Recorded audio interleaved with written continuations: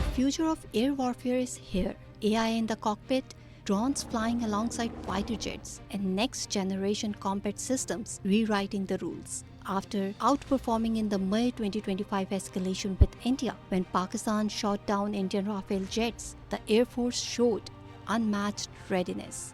With India planning to buy more Rafales, how is Pakistan preparing for the next challenge? In this exclusive Hum News interview, we speak with former Vice Chief of Air Staff, Air Marshal Zahid retired, National Defense University, Air Force College, and Howard Kennedy School alumnus on how the PAF is integrating emerging technologies and redefining combat effectiveness for tomorrow's battle.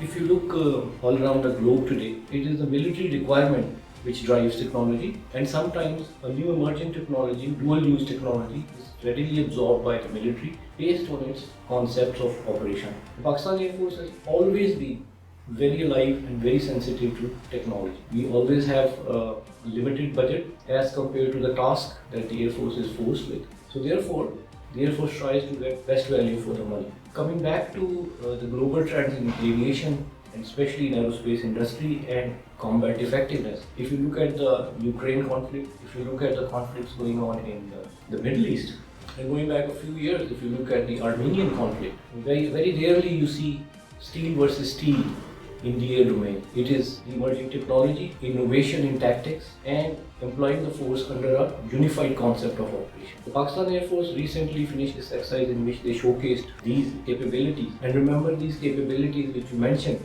the loitering munitions and the unmanned teams, they are based on a solid doctrinal foundation and sound concepts of operation. Without these, only technology by itself means nothing. Looking at the trajectory of Pakistan Air Force over the last 4 decades, I think the investments have been very wise, and they are trying to get the best value out of money to increase their combat effectiveness by integration of all these technologies.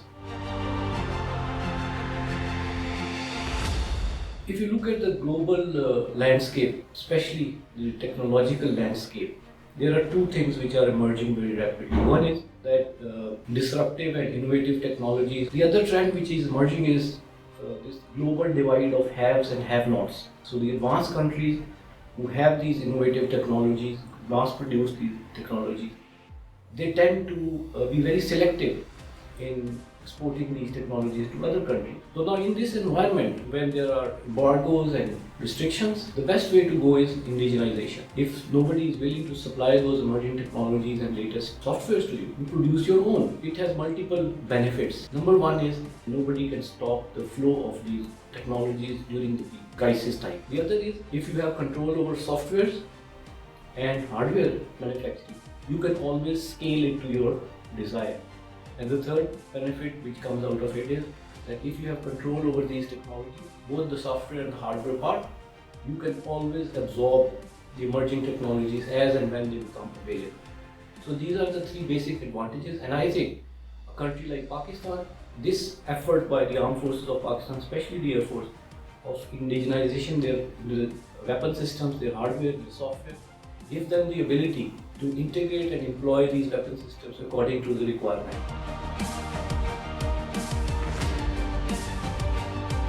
I'll take you back in time, 1948, when the Pakistan Air Force was established. Very meager resources, very unjust division of assets, and we were given faulty or very less aircraft as promised. But the good thing which happened right over there was that Pakistan Air Force was visited by a great leader, Qaeda Muhammad Ali Jinnah. He visited Risalpur and spoke for about 1.5 to 2 minutes only. It was a very short address. But it was such a powerful address that the message that he conveyed is still ingrained in the institutional memory of Pakistan Air Force. So he gave two messages in that speech. One was to strive for excellence and become second to none. And the other was indigenization and lack of resources to be catered for with own internal efforts. So if you look at Pakistan Air Force's journey from 1948 to today, 2026, it is a story of courage, sacrifice, indigenization, and self-reliance. Going back to 1965 war, PF proved its mettle against an adversary 3 times its size. Coming to 1971, again PF proved its worth against a much larger adversary. And after that, as the era changed and the time changed, new technologies emerged.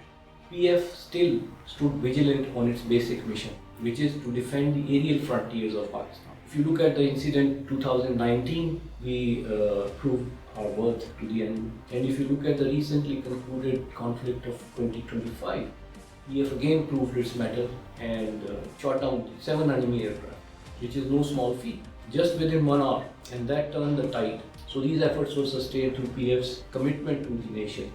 Any other aspect of normal national life, education, hospitals, and PF does a lot of things for the nation, but it never wavers from its basic task of guarding the aerial frontiers of Pakistan. This is a mission which goes on 365 days a year, 24 hours of a day. So PF never sleeps, and inshallah, PF is ready to fulfill its commitment to the nation.